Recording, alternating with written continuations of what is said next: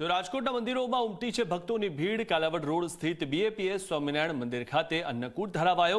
સ્વામિનારાયણ મંદિરે દર્શન કરીને ભક્તોએ ધન્યતા અનુભવી। આજે ઓસ્ટ્રેલિયા, ઇંગ્લેન્ડ, અમેરિકા અને યુરોપના દેશોમાં અન્નકૂટ ધરાવાયો હતો। સનાતન ધર્મની પરંપરા મુજબ અન્નકૂટ ધરાવવામાં આવ્યો અને ભવ્ય અન્નકૂટ ઉત્સવમાં 1500થી વધુ વાનગીઓનો પ્રસાદ ધરાવાયો હતો। એક મહિના સુધી 400 સ્વયંસેવકોએ આના માટે કામગીરી કરી હતી।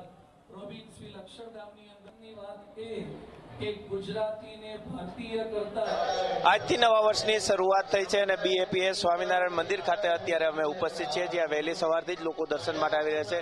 સ્વામીજી, નવું વર્ષ શરૂ થઈ રહ્યું છે, કઈ રીતના લોકોને આશીર્વાદ આપશો અને ખાસ કરીને આજે અન્નકૂટના દર્શન પણ રાખવામાં આવ્યું? જય સ્વામિનારાયણ। અન્નકૂટનો મહોત્સવ છે। વિક્રમ સંવત 2082નો મંગલ પ્રારંભ થઈ રહ્યો છે અને દેશ વિદેશના હજારો મંદિરોમાં આ અન્નકૂટનો ઉત્સવ ઉજવાય છે। વિદેશી લોકો, આપણને આશ્ચર્ય થાય, બહુ જ મોટી સંખ્યામાં Born and raise in America, UK, Australia, New Zealand, they also used to come to our Hindu temple to offer their devotion। એમની ભક્તિ ભાવના અર્પણ કરવા આપણા મંદિરોમાં આવે છે અને વિદેશમાં જન્મેલા લોકો પણ શાકાહારી વાનગીઓ બનાવીને ભગવાનને ભોગ અર્પણ કરે છે।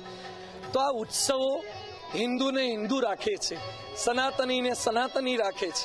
રાજકોટ BAPS સ્વામિનારાયણ મંદિરે પણ 1500 કરતાં અધિક વાનગીઓની તૈયારી છેલ્લા એક મહિનાથી ચાલતી હતી।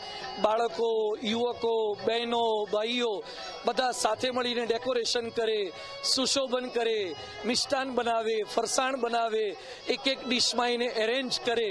તો દરેકમાં આર્ટ આવે છે, સ્કિલ આવે છે, શ્રદ્ધા આવે છે, સંપની ભાવના આવે છે, આપણા ઉત્સવો પ્રત્યેનું એટેચમેન્ટ વધે છે। તો આ ઉત્સવો સબ દર્દો કી એક દવા જેવા છે, માસ્ટર કી જેવા છે। તો આ અન્નકૂટ ઉત્સવે ભગવાનને આટલી વાનગીઓ અર્પણ થઈ રહી છે, જેમ આપણા સગા સ્નેહી માટે લગ્નમાં જો 100-150 વાનગી બનાવી શકતા હોય તો અનંત કોટી બ્રહ્માંડના પરમાત્મા એમના માટે આપણે કેમ ભોગ અર્પણ ન કરી શકીએ?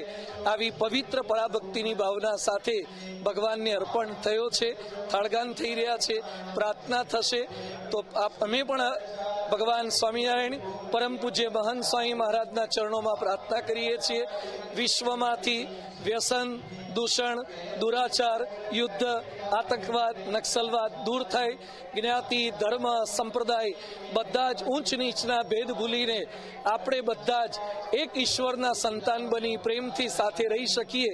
શ્રેષ્ઠ રાજકોટ, શ્રેષ્ઠ ગુજરાત અને શ્રેષ્ઠ ભારતનું નિર્માણ કરી શકીએ એવી નૂતન વર્ષે શુભકામનાઓ સાથે નૂતન વર્ષાભિનંદન। જય સ્વામિનારાયણ। BAPS મંદિરના કોઠારી સ્વામી અપૂર્વ મુનિ હતા કે તેમને સુખ, શાંતિ અને સમૃદ્ધિ માટે થઈ અને લોકોને આશીર્વાદ છે તે આપ્યા છે। એટલું જ નહીં, સાથે સાથે સમગ્ર વિશ્વની અંદર જે આતંકવાદ અને યુદ્ધો જે ચાલી રહ્યા છે તેની અંદર પણ શાંતિ સ્થપાય તેવા તેમને અપીલ છે તે કરી છે।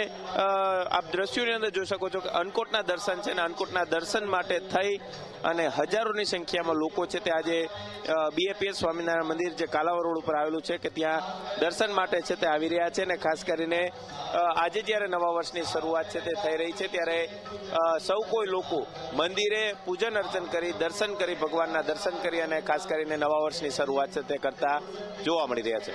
કેમેરા પર્સન ઉદય પવાર સાથે ગૌરવ દવે, ઝી મીડિયા, રાજકોટ।